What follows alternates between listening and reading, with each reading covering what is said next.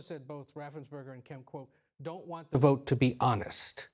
Why attack a governor and a secretary of state who are popular with Republicans in that key battleground state?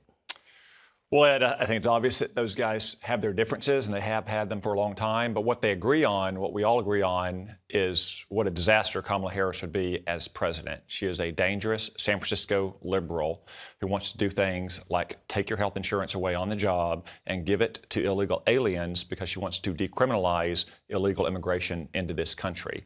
That's just the small tip of the iceberg of her radical views. So obviously they have their differences, but we're all united in the need to stop Kamala Harris, because if you think the last 4 years have been bad for your family, the worst is yet to come if Kamala Harris gets elected president. And Governor Kemp made that point. I want to defeat her as well, but stop attacking me, focus on the issues. He continues to not do that.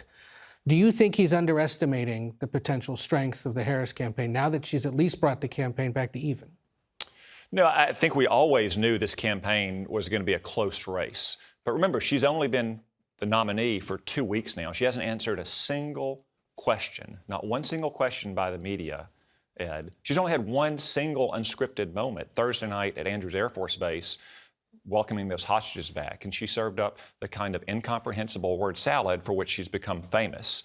When she has to encounter the media, and I'm sure you're going to insist that she does, she's going to have to answer for things like why she wants to eliminate oil and gas production in this country, why she wants to ban gas-powered cars, why she wants to confiscate private firearms. So we knew this race was going to be close all along, whoever the Democrats wanted to put up against President Trump. But Kamala Harris has only been the nominee for 2 weeks and hasn't answered a single question. When the American people get a better look at her and her radical positions, I think you're going to see that they don't want her to continue the Biden-Harris legacy. I appreciate that you're critical of her not doing more interviews and engaging in more unscripted events. You've just done a decent job there of explaining the potential policy differences between the former president and the vice president. But Trump doesn't do that himself. No, Ed, I dispute that. But he wants, let's hold on a second. What earned him the most attention this week? Questioning whether or not the vice president is black.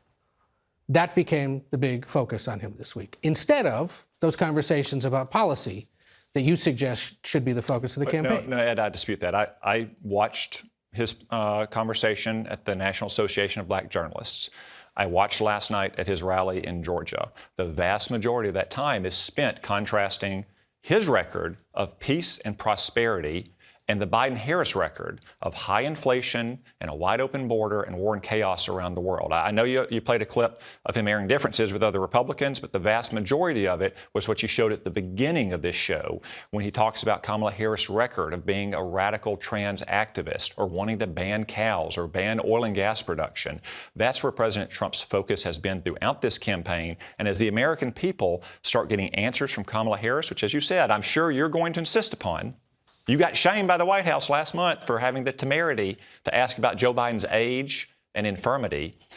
They're not going to like what they hear. So I think it's incumbent upon the media to hold Kamala Harris to the same standard that every other nominee who earned their nomination has ever been held to. Donald Trump in 2016, Barack Obama in 2008, they all had to go through more than a year of testing at town halls and VFWs and debates because they earned the nomination. Kamala Harris had it given to her. For 2 weeks, she's dodged the press. She can't dodge the press for another 13 weeks. Are you personally okay with him questioning whether she's black?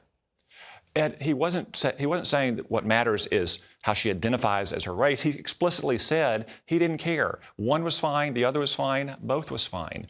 She identifies as a dangerous San Francisco liberal. That's the danger to the American people. All right, well, let's move on to some other things. Last night, the